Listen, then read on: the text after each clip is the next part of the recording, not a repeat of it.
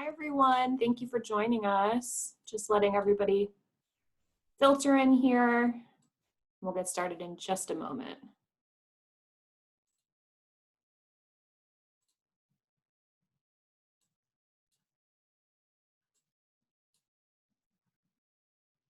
All right, I think that's everyone out of the waiting room. Hello, everybody, and welcome to our webinar, Conservation Finance in Action. Lee, CFN's director, and I are so pleased to have four wonderful speakers join us today to share stories and inspiration from the field. For those who are not familiar with us, the Conservation Finance Network advances land and resource conservation by expanding the use of innovative and effective funding and financing strategies. And we support a growing network of public, private, and nonprofit professionals through practitioner convenings, intensive trainings, technical assistance, and information dissemination to increase the financial resources deployed for conservation. This webinar is enabled by generous support from the Department of Defense's Readiness and Environmental Protection Integration Program through the U.S. Endowment for Forestry and Communities. So I will introduce our speakers for today in just a moment, but first just wanted to share a bit of information about the format of the webinar. So we have lined up for you 4 10-minute presentations that we will bring to you back to back. Following the presentations, we'll have 15 to 20 minutes at the end for an open discussion with all of our presenters. So we have you muted and video off as you're joining us, and we ask that if you do mind staying muted until we open things up for discussion at the end. And however, you're welcome to send through questions in the chat as we go, and then Lee and I will share those questions with our presenters when we get to the discussion portion at the end, as well as, we can have a more open discussion, turn video on, and encourage you all to ask your questions as well when we get to that portion. We are also recording today's session, and we'll be posting the recording on our website after the fact. So please feel free to direct people to our webpage if you know of anyone who was interested in attending but had a conflict. So we at the Conservation Finance Network think there is such great value in case studies, whether those are formally written and collated or whether they're stories shared firsthand. And we have asked each of our 4 speakers to join us today because we believe that their respective work and experience of conservation finance represents the innovation in the field and also presents a valuable opportunity to learn from their explorations and lessons learned. So I am pleased to introduce each of them to you at the top of our call today, and then we will also be introducing them in the order that they will be presenting. So first up, we will have Sarah Hurd, the Director of Conservation Economics and Finance at the Nature Conservancy. Sarah leads TNC's economics and finance work within the California chapter, where she supports land networks, water and oceans teams, in developing innovative market-based approaches to the chapter's conservation objectives. Sarah currently leads a team that creates new markets, utilizes economic incentives, and leverages private capital that have triple bottom line outcomes for people and nature. She is here today to discuss her experience working on groundwater markets in California. Up second, we have Erik Glenn, the Executive Director of the Colorado Cattlemen's Agricultural Land Trust. As Executive Director, Erik oversees the operations of the Land Trust and works closely with the Board of Directors and staff to ensure that there is consistent alignment with the mission and strategic plan. He will be sharing the Land Trust's own explorations of carbon opportunities on ranch lands, including a grassland carbon project where credits have been conveyed on the voluntary market using the avoided conversion protocol. Following Erik will be Mark Lambert, Director at Quantified Ventures. Mark leads QV's agricultural practice area and contributes deep sector experience in both the agriculture and water sectors, with a focus on conservation finance and impact-themed investing. Among other initiatives, he led the design and structuring of the Soil and Water Outcomes Fund, which he will be presenting on today. The Soil and Water Outcomes Fund is a first of its kind investment fund that uses outcomes-based financing to incentivize agricultural sustainability. And lastly, we will hear from Spencer Meyer, Senior Conservationist at Highstead. Spencer leads Highstead's conservation finance program and collaborates with partners throughout New England and the US to develop strategies to advance land conservation, climate mitigation, and watershed protection. Spencer is an active leader in the Wildlands and Woodlands Initiative and the Conservation Finance Network. Spencer joins us today to discuss Sebago Clean Waters, of which he is a co-founder. Sebago Clean Waters is a collaborative initiative comprised of conservation organizations and a regional water utility that aims to engage individuals, community, and businesses in helping to protect 25% or 35,000 more acres of the Sebago Lake watershed in the next 15 years. So, without further ado, we will turn things over to Sarah to get us started with our presentations. Great, thanks, Michelle. And just bear with me while I share my screen.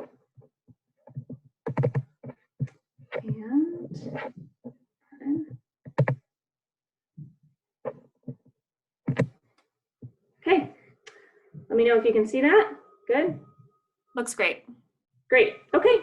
Well, thanks so much for having me, and good morning for me, good afternoon for you. And I am going to be talking to you today about a project I've been very involved in to launch a new groundwater market in Southern California.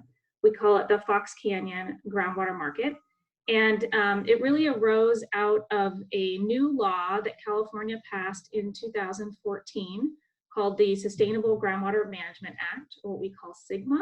And it is the law that basically transitioned California as the last state to regulate groundwater market. And so it's no longer the wild, wild west where you could just pump whatever you could drop a well into. And for us, this really touched down first in Ventura County, which is a coastal Southern California county. It's an area that TNC has had boots on the ground in for 20 years. And that's because it has some of the last best intact wetland habitat and Southern California's last free-flowing river, which is the Santa Clara River. So it's been a real priority landscape for us for the past couple decades. It also happens to be on the fringe of the LA metro area. And so there is intense development pressure encroaching on this landscape. And so that's one of the reasons we've been down there, this combination of important natural habitat for us, and then the threat of it converting into developed land. In addition to the natural landscape, it's also one of the most productive agricultural counties in the country. And that's because it has a whole mix of specialty crops. So strawberries and celery are two of the biggest, tomatoes. And this landscape is, turns out, actually quite a good neighbor to the nature that we care about. So it buffers us from the development pressure, and it also provides things like groundwater recharge and room for flood control, for waters to come onto to floodplains. And so it's something that we feel like is a real integral part of keeping the county kind of as friendly as possible for nature. And so TNC is really vested in the preservation of agriculture in this county. And agriculture is very heavily dependent in this area on groundwater use.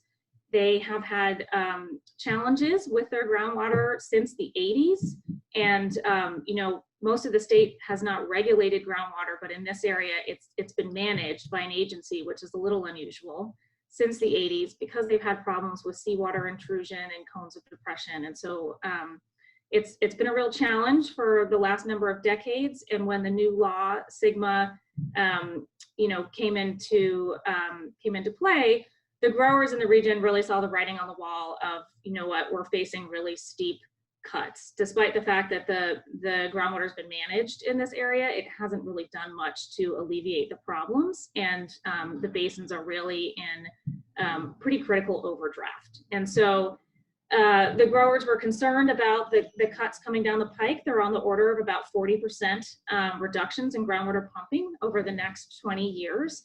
And they said, you know what, we would prefer a more flexible approach, and we're interested in a groundwater market. And so that was really the seed you know, for this project taking off. And before I get too much into the weeds about what it actually was, for those of you who aren't steeped in groundwater markets, in this case, we're talking about a cap and trade scheme where the agency caps the total groundwater that can be pumped every year and then allocates it to the individual users within that.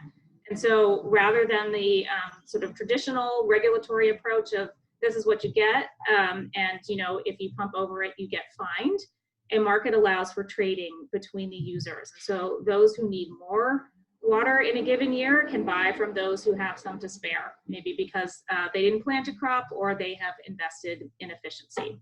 And so it's this flexibility and this, you know, opportunity for additional revenue that really kind of was attractive to the growers in this region.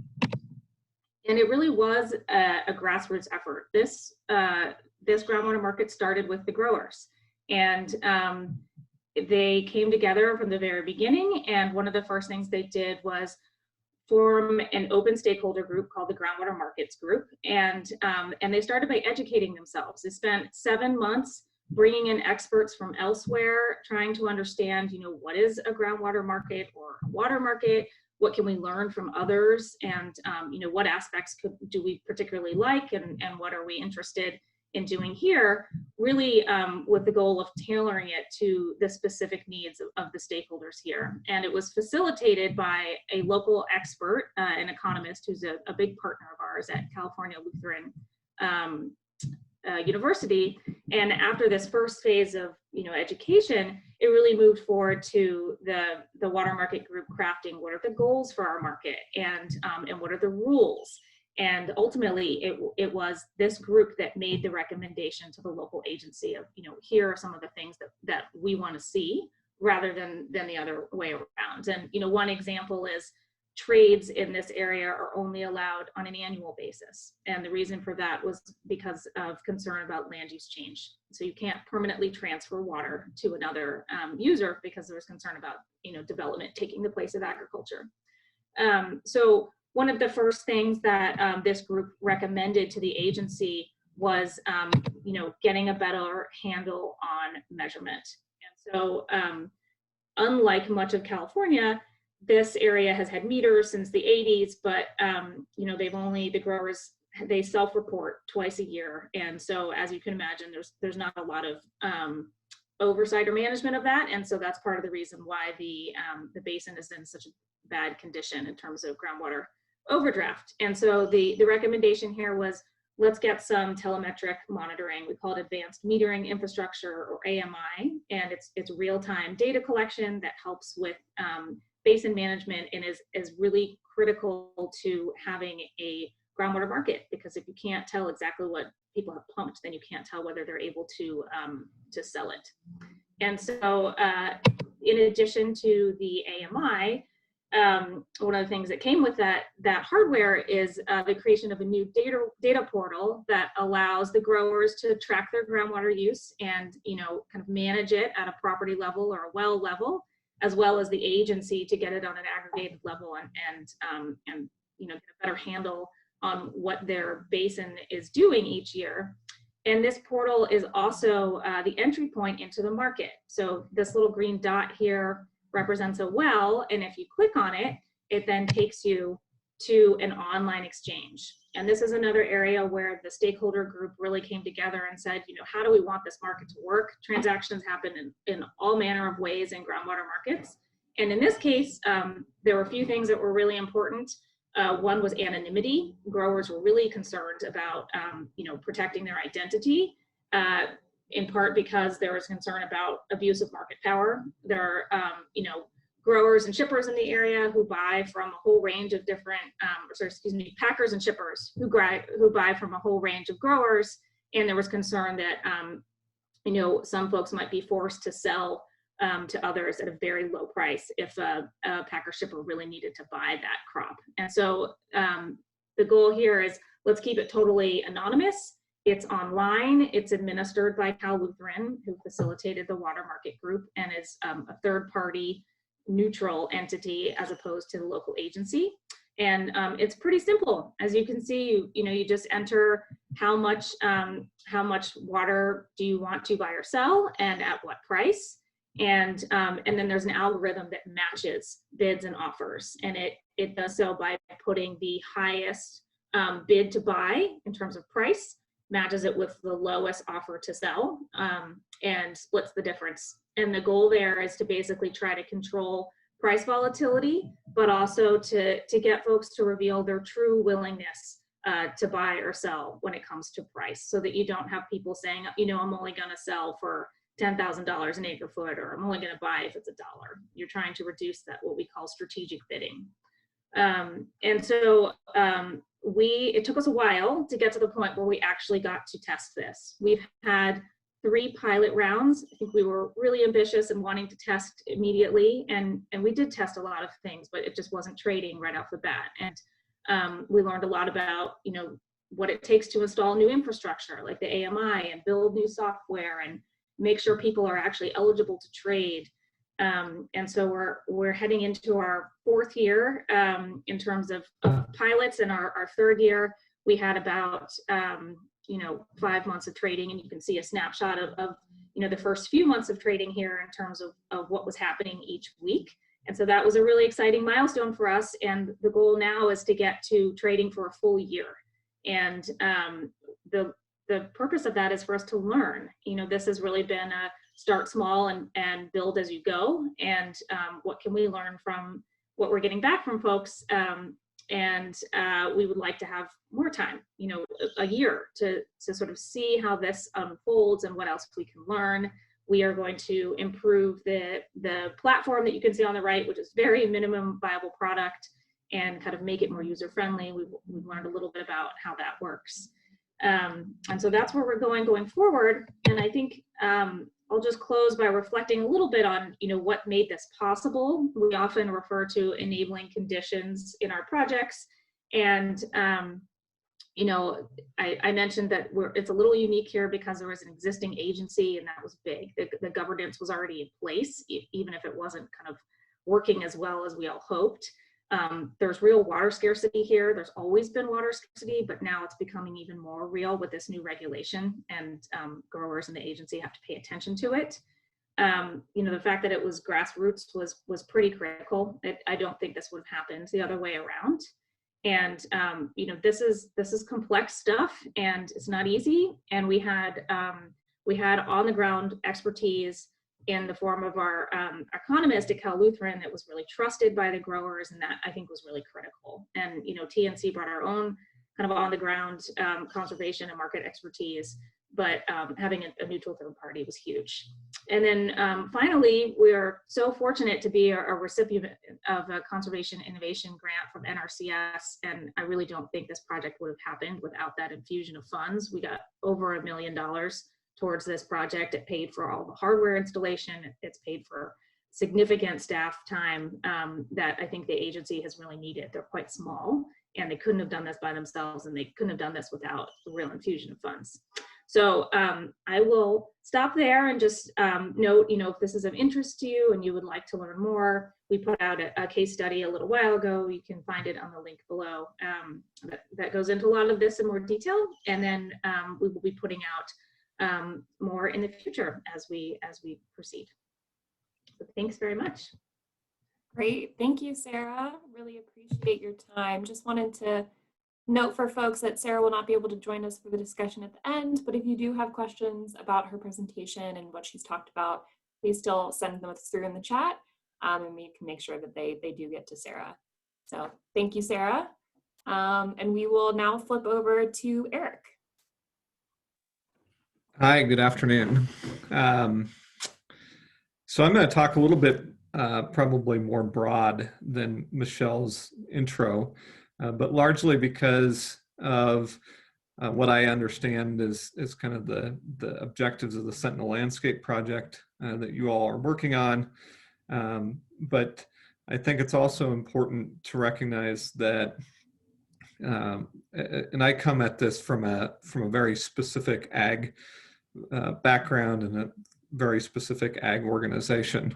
And so one of the things that I think we see trending across the country but really in these fast developing areas like Colorado and portions of Florida and elsewhere is the loss of the scale necessary to maintain a strong ag economy. And that's one thing that I don't think gets enough attention, is that we really need scale of producers and of land to enable agriculture to work efficiently and correctly. And so I want to talk a little bit about this from the standpoint of how do we maintain scale, what tools and what tools exist, what new tools possibly could we employ to ensure that we can maintain scale, not just of land, but of the number of producers that are out there as well. And so one of the things that was not in my bio is I also serve as the president of a group called the Partnership of Rangeland Trusts.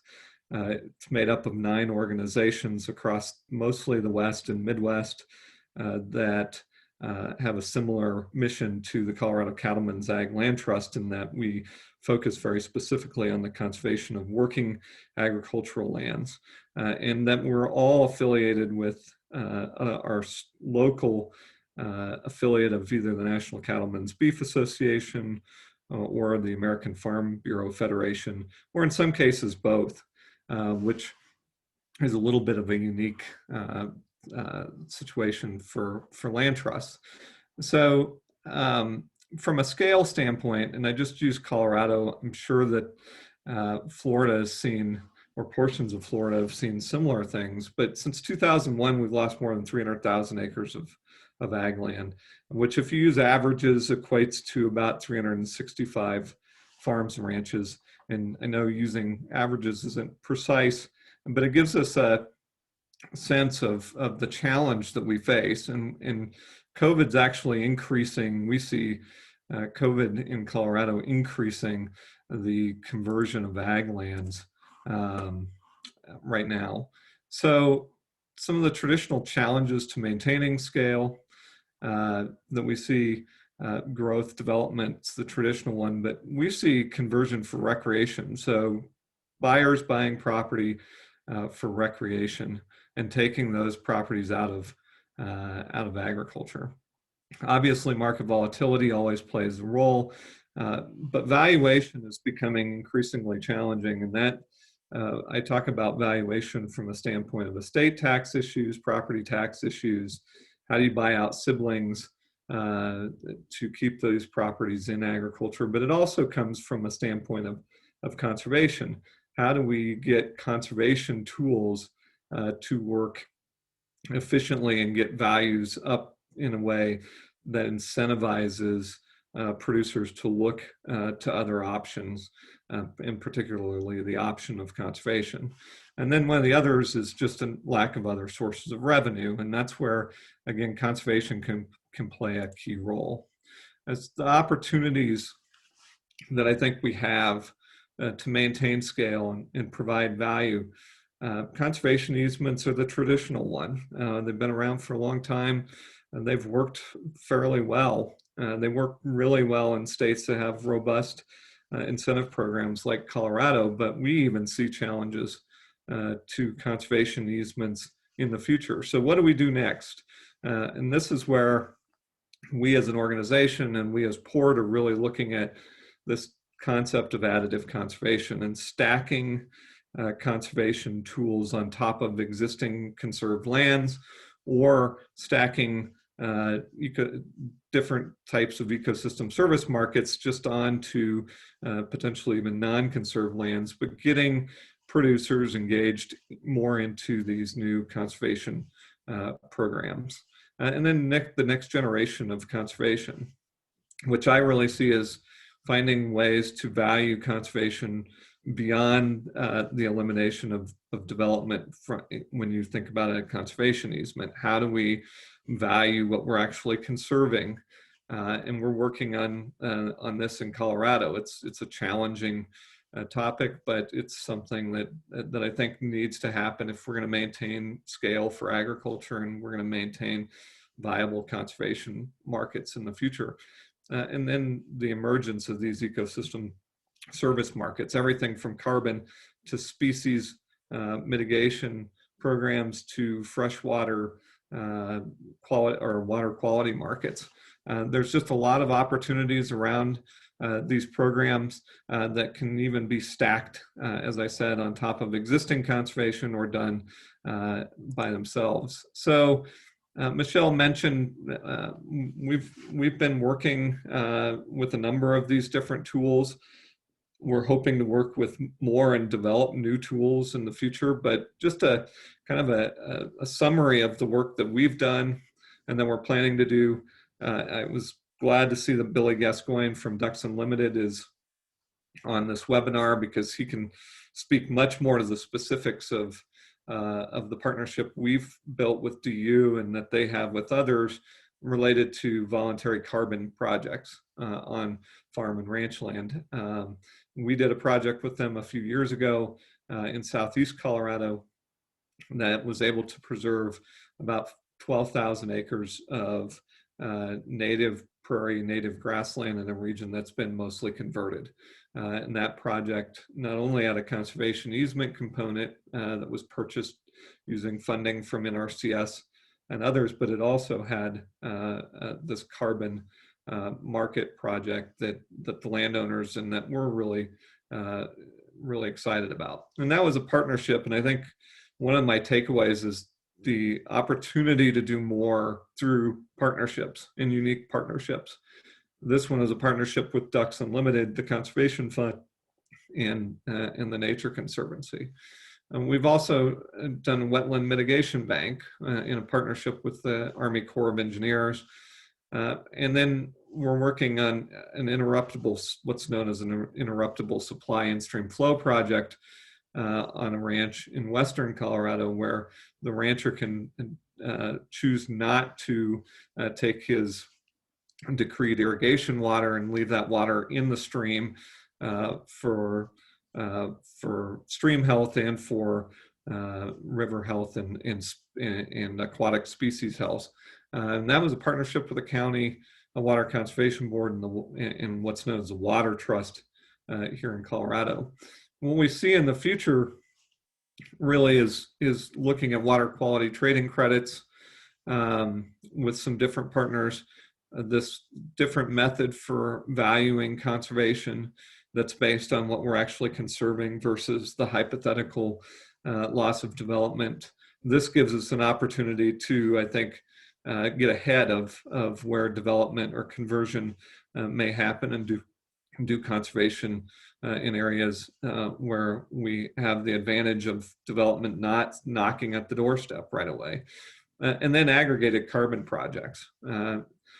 Carbon on grasslands are somewhat challenging because of the scale needed to make it worth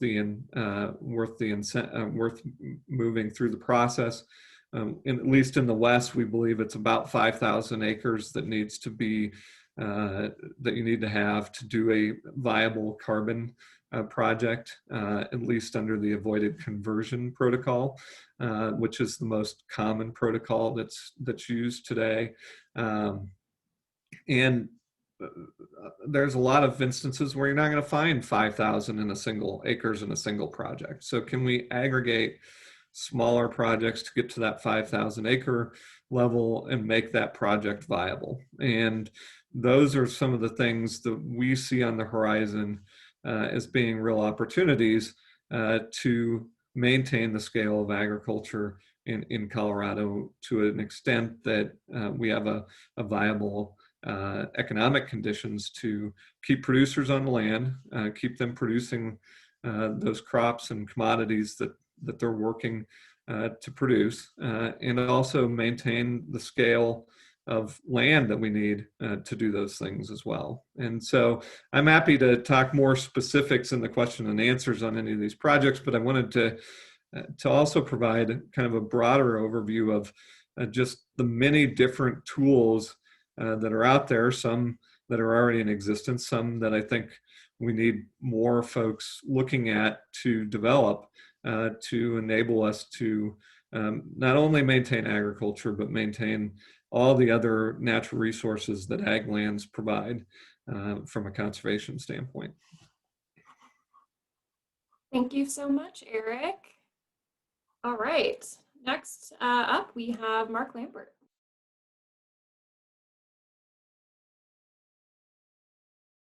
Thanks, Michelle.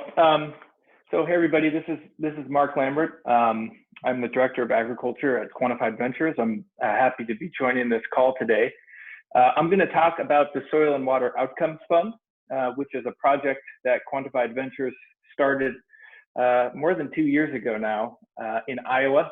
And we're now pivoting to scale this model, which I'll describe outside of Iowa, in hopefully a number of different agricultural focused states across the Corn Belt and Chesapeake region. And while I think it's specific geographically to those areas, or at least to typical row crop farming systems, we think of it as illustrative of the kind of transaction structure and public-private partnership that works really well to get conservation on the ground at bigger scale using private capital. So while again, it's kind of focused on corn and soy farming systems, I'm hoping it can be looked at as sort of a reflection of what's possible rather than sort of thematically specific. So let me I just have a couple of slides I want to share. Let me just put this up. Did that, just to confirm, did my slide come up there, my cover slide? Yep, we can see it. Okay, great. So the idea behind the Soil and Water Outcomes Fund is quite simply to leverage private capital to scale up agricultural conservation, and specifically conservation practices that create water quality improvement and carbon sequestration, and potentially a number of other environmental benefits, but we're concerned primarily with water quality improvement and carbon sequestration. The reason it's called a fund is that we are using private capital as the engine to drive this project. We deploy that capital into areas and with farmers that are implementing practices, and I'll talk a little bit about how that transaction structure works. It is an initiative being implemented, and that was co-designed between Quantified Ventures and the Iowa Soybean Association. And the original thesis behind this project was, how do we work with the beneficiaries of water quality improvement? And we were primarily concerned with municipalities, municipal wastewater treatment plants or drinking water utilities who face increasing treatment costs associated with water quality impairment. In states like Iowa, that's primarily a result of nitrogen and phosphorus runoff from farm fields running downstream and having to be dealt with in some form by drinking water utilities or wastewater utilities, which is a very expensive, increasingly expensive proposition. And the original idea behind the Soil and Water Outcomes Fund was to work with those cities, those municipalities, have them issue a bond, which is something they're quite familiar with doing, particularly drinking water facilities or wastewater treatment plants who tend to fund their infrastructure with bonds, have them use that municipal finance tool to pay farmers upstream to implement conservation practices. Why? Because our thesis was that was a more cost-effective way of addressing nutrient loading than upgrading your wastewater treatment plant. And so that was our original thesis. I think it's important to talk about that original thesis because that is not at all what we ended up doing. That was about 2.5 years ago at the start of this project, and we realized fairly quickly that for various reasons that are specific to municipal finance that we don't need to get into, using a bond to pay farmers upstream was effectively a non-starter. So our financial idea of using fairly inexpensive capital in the form of the municipal capital markets was not a good one, which is why we pivoted towards using private capital. We found that the municipalities were very much interested in supporting upstream non-point source water quality improvements by working with farmers and making that connection between the rural community and the cities downstream, but that financing tool wasn't an appropriate means of affecting that water quality improvement. And one other comment I'll make before I transition to the next slide here is, as we got started, we realized very quickly that while we focused initially only on water quality, there was a significant opportunity to add carbon sequestration as a co-benefit at the same time. The practices generally implemented in agricultural landscape that improve water quality, things like cover crops or no-till, et cetera, tend also to have significant quantifiable soil health benefits and that results in carbon sequestration as well. So while we started with a municipal bond potentially to pay for water quality, what we ended up with was the Soil and Water Outcomes Fund that uses private capital to create water quality improvements and carbon sequestration benefits. So that's kind of a picture of where we started and where we ended. And I think it's pretty typical, at least for the projects we work on at Quantified Ventures, to start somewhere and then somewhere completely different while hopefully affecting the same outcomes environmentally. So this is the transaction structure that we've ended up with, and I'll walk through it quickly. And I think here is a model of conservation finance that can be dropped into another of different scenarios. And I'll explain what I mean by that. But the general idea here is that the Soil and Water Outcomes Fund raises capital from private investors. We use that capital to provide financial incentive payments to participating farmers in targeted areas to implement on-farm cultural practice changes, things like cover crops, no-till, conversion to perennial cover, et cetera. The outcomes of those practices, specifically the water quality improvements and the carbon sequestration above a baseline, are independently monitored and verified by a third-party partner. They're using a combination of models. We use the Comet Farm model and the nutrient tracking tool for carbon and water quality respectively.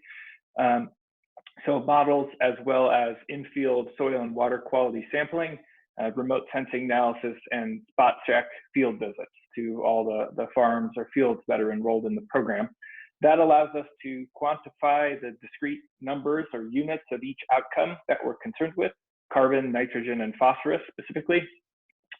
And then the fund sells those outcomes after they've been produced and verified to a variety of different categories of customers that derive value from them. And we're looking to stack together multiple customers just as we're monetizing multiple outcomes. So as we started, the thesis being working with municipalities, we're selling verified nitrogen and phosphorus reductions to municipal wastewater treatment utilities who are purchasing those to apply them against their Clean Water Act permits that they hold at their wastewater treatment plants, what are called NPDES permits. So those are effectively a regulatory procurement that those utilities are participating in. And then the carbon that we're generating, and this is specific just to this year, the customer we're selling all the carbon sequestration outcomes to, tons of carbon, is Cargill, the largest privately held company in the United States who have made very significant carbon sequestration commitments as a corporation. So what we're doing here is stacking together multiple different categories of customers who derive complementary value from each other. Municipalities looking for water quality improvement, Cargill looking for carbon sequestration. Those outcomes come from the same set of practices. We combine those groups together in the same transaction and allow them to pay only for the outcome they want, rather than the full cost of program design or implementation or monitoring or verification. Pay only for the outcome they want after it's been produced, which is a significantly more cost-effective means for those entities to achieve the conservation outcomes they're looking for. Critically, it also allows us to leverage private return-seeking capital as the means of making this whole operation run. So we can pay farmers a fairly significant payment per acre. We can provide very cost-effective outcomes pricing to our customers and run this as a profitable model. And so that's the general transaction structure currently of the Soil and Water Outcomes Fund. I'll just show you a quick preview. We're in our first year of operation this year. This is basically what it looks like. We're operating around a 10,000 acre scale, purposely small to kind of test the transaction mechanics here more than anything. We're providing payments between $30 and $50 per acre to farmers that are participating to implement practices like cover crops, no-till, et cetera. I mentioned the customers. We're selling to 2 different wastewater treatment utilities and Cargill all together here in one transaction. That's going to be taking place in about another month. And you can see at the bottom there what the outcomes we generated were per acre, roughly three-quarters of a ton of carbon, and you see the numbers there, the pounds of nitrogen and phosphorus. And we're scaling up next year to around 100,000 acres and entering into the states of Ohio and Illinois and potentially Maryland with this model. And so we have high hopes for it being able to work across a number of different states and farming systems. So that's the end of my slides. Happy to answer questions from folks at the end here, but appreciate the opportunity to present this to you. Thanks. Thank you, Mark. All right, and we are going to flip over to our last speaker here, Spencer.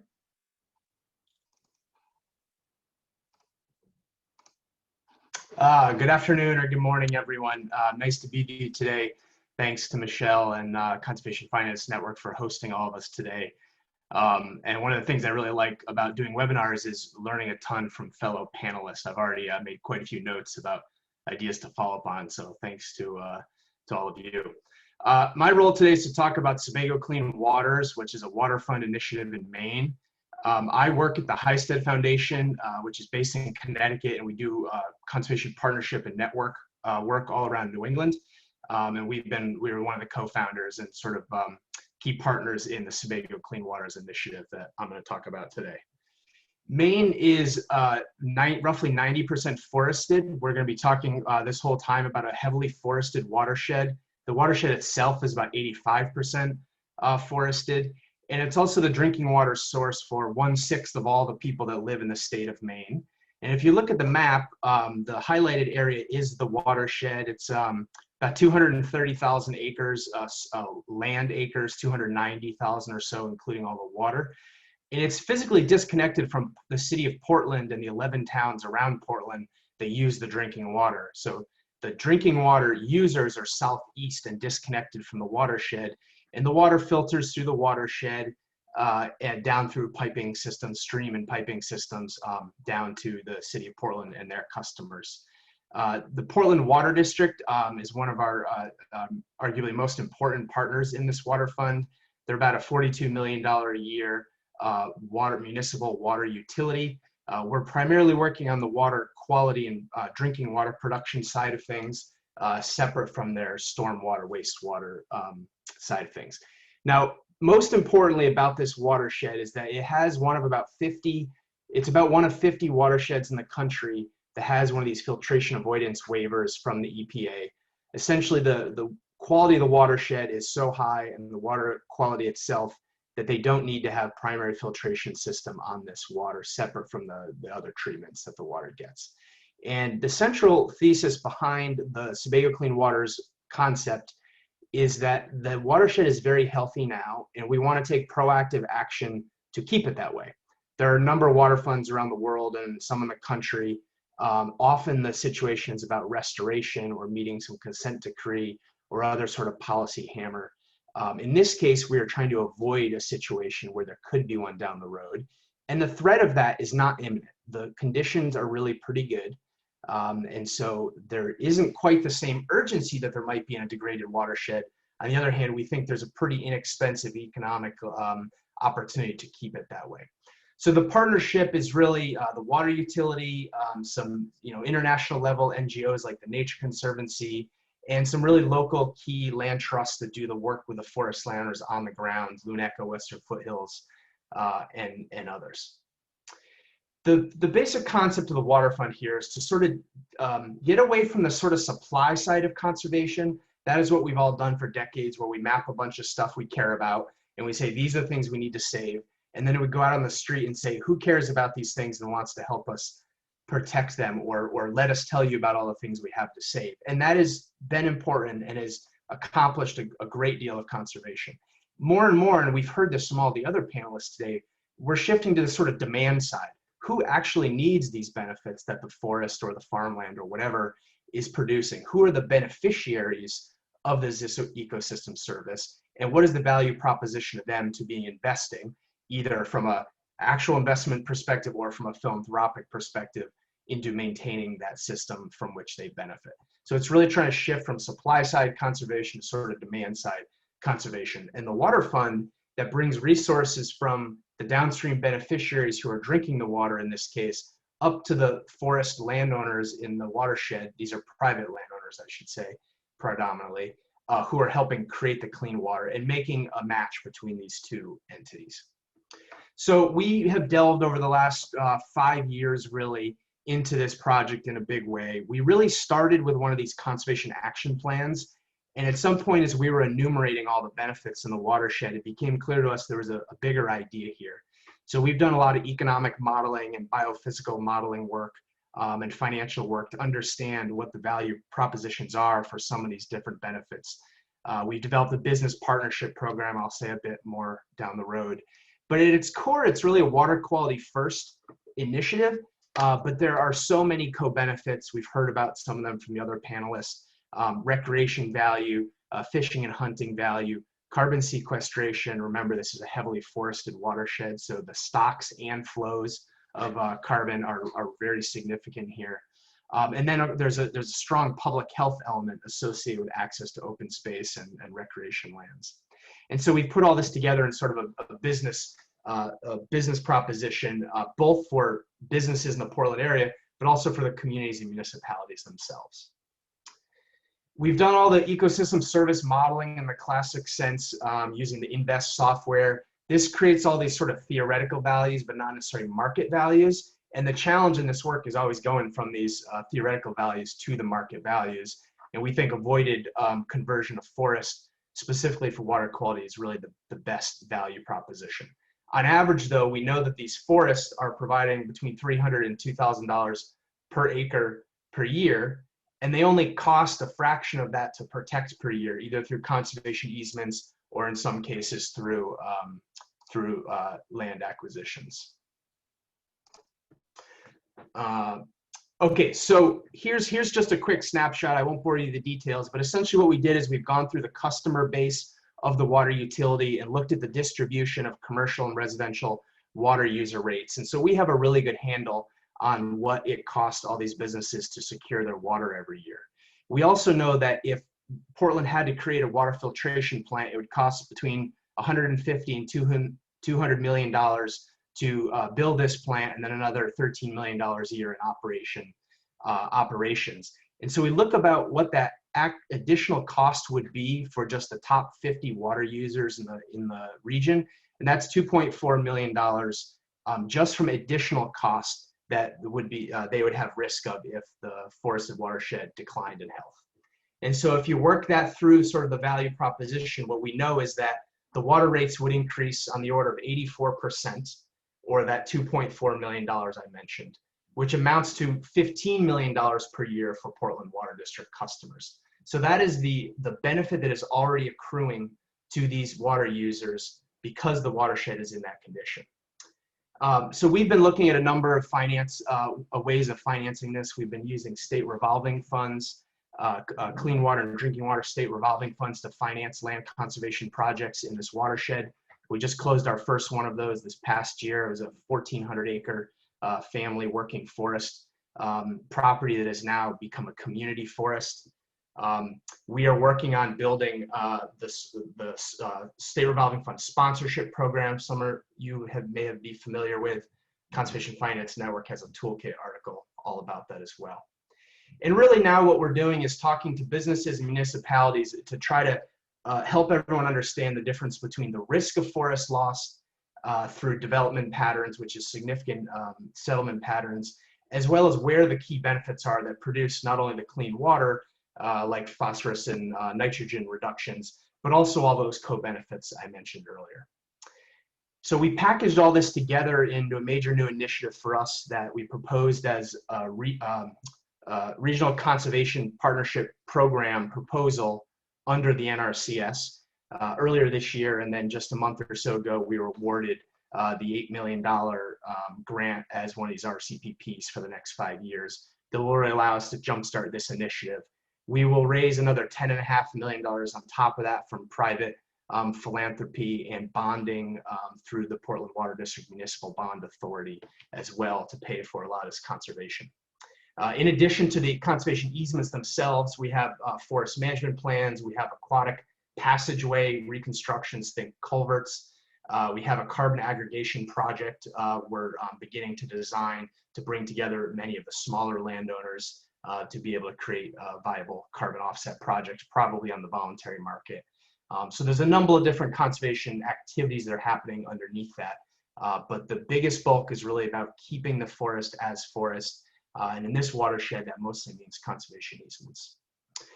We have a lot of early adopters. We have a lot of business partners, particularly in the brewery industry, who see a clear link between their brand of Maine, the way life should be in the clean natural environment, and the fact that their largest ingredient by volume is, of course, the water that comes from this watershed. We have a 1% for the Waters campaign that one of our breweries just launched with us, building off 1% for the planet. We have several other breweries that contribute 10 cents for every barrel of beer they produce. And arguably, some of the biggest value of these partnerships is the marketing and networking effect of this. Because what we've learned in talking to many of the much bigger corporate entities in the region is that understanding what moves their employees is what will move their corporate sustainability investments. And that's kind of the stage we're at now, is building some of those corporate scale sustainability partnerships. So that's all I will say for now, and happy to answer questions during the Q&A. Thank you, Spencer. Thanks to all our speakers. Invite all our speakers and lead defense director to turn your cameras back on as we prepare for an open discussion. So I want to just say, if you can have questions, you can send them through on chat. We also invite you to, turn on your video, unmute yourself, and ask them out loud.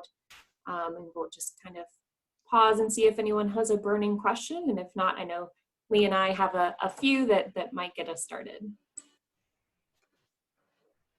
And Michelle, I might just jump in with one while people are warming up, or trying to kind of collect their thoughts for the panelists. And Spencer, as our most recent speaker, I'll start in some of your content here. I think one of the reasons we wanted to feature Sebago Clean Waters is just how remarkable it's been to see the big tent approach and kind of that vision for the watershed enable the kind of cobbling together of a lot of different actors, a lot of different interests, and frankly, a lot of different approaches in the universe of conservation funding and financing.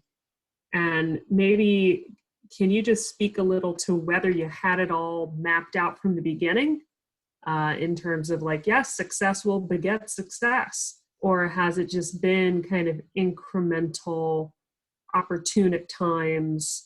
How much of that roadmap was kind of preordained, predetermined, and how much of the airplane have you guys been building as a coalition of partners as you're flying? Sure, good question. And Mark did a really good job of sort of exemplifying what we probably all feel as we set out with one model in mind, and it looks pretty different down the road, and that's okay. That's part of the process.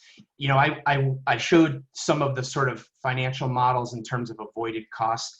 We, at the beginning, were hopeful, or we sort of thought that would directly relate to investments from businesses. We, for example, had a program early on where we thought, well, if you contribute 10% of what your savings might be over the next 20 years, that seemed like a comfortable willingness to pay model. And it turned out that direct relationship between what's my actual budget line for water every year and what I would contribute to this thing don't work together on a one-to-one basis at all. The much bigger interest is the broader community around that company's investment in the region and what their employees value. And so what we've realized as we did a lot of that modeling work and then discussions with business leaders is that you really do need to build the groundswell so that people in the city and people in the communities are thinking about their water and where it comes from. You need to really identify that groundswell of customer-based support before you sort of really build out this corporate sustainability program at the biggest level. That said, we have had some of these early adopters who have been putting in these direct contributions exactly in the way as we always imagined, but it's going to be the marketing opportunities there that I think are going to be most important. I think that everything came together. The big tent all came together as we were developing the RCPP this past year. As we thought about it, we've hired marketing consultants we've worked with. We have a social media campaign. We have all these different communications and finance angles to it. But everything really comes together in this bigger vision of it. Then the specific outcomes you can achieve stand on their own financial merits or their conservation outcome merits. But the big idea has to be out there, we think. Absolutely fair. And also congrats on the RCPP AFA. It's pretty exciting. Also to you, Mark, for yours. So I'll pivot there next. Again, a reminder to our audience, don't be shy. This is really intended to be more discussive with folks. So if there's something you didn't understand or you want to dig deeper on, by all means. So Mark, I may be asking you to repeat or restate, but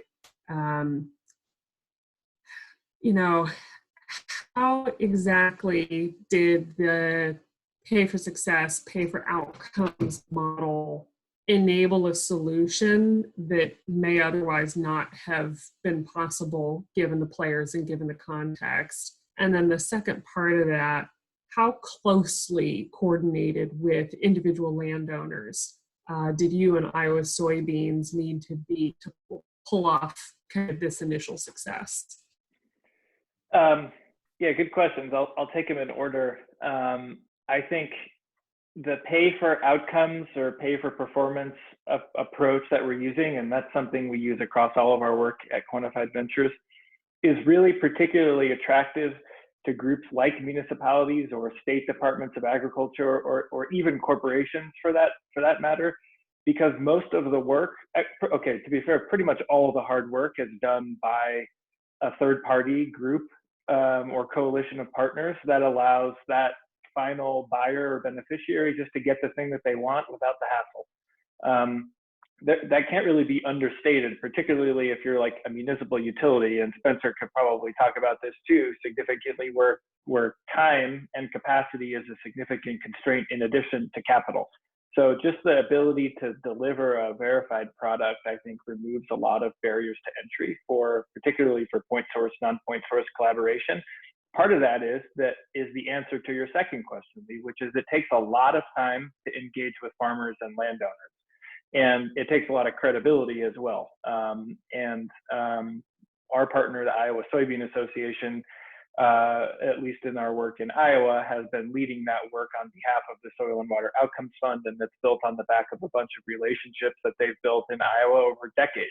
So there is a lot of farmer-to-farmer collaboration going on with our project, or Soil and Water Outcomes Fund to farmer. We've built some tools and processes to make that a little bit easier, but there really isn't a way around building relationships, which can be some of the most challenging parts of conservation, at least in the agricultural setting, where you're working with farmers who are enrolling only a couple of hundred acres per landowner. That's a lot of conversations to have. They have to be had, but it's a time-consuming process. So, and that's part of the value proposition in a kind of pay for outcomes approach too, I think, to a customer. Great. And it looks like we have a Chad joining us here with his video on. Welcome, Chad. Do you have a question for one of our presenters? I do. Can you hear me okay? Yes, we can. Great. When we think about these types of projects in Florida, they can kind of, there's some people that have tried to put them together, but they can also seem kind of abstract and overwhelming. And I'm wondering, both from Mark and Spencer, sort of what were some of the more significant hurdles and challenges you faced? Was it, working with local governments and or state governments, or was it like the lack of regulatory framework? I'm trying to figure out who you had to approach and how you had to sell the idea or the concept of these great, fantastic projects. Mark first, I guess. Or... Yeah, go ahead, Mark. Yeah, it's a good question. We had to build the demand for the product we were selling first. Nitrogen and phosphorus, particularly. The carbon side is pretty well developed at this point because carbon markets are a little bit more robust, at least in the places we were working. So really our starting point was going in and rolling up sleeves with our municipal partners and our state partners and saying, is the regulatory framework in place? It wasn't, so we had to build one. What's the pricing per unit of outcome that is competitive with technology-based wastewater treatment at a municipal plant? And then we turn around and figure out if we can deliver a unit of nitrogen or phosphorus for under that price. So all to say, that was the first and still remains hardest part of our work.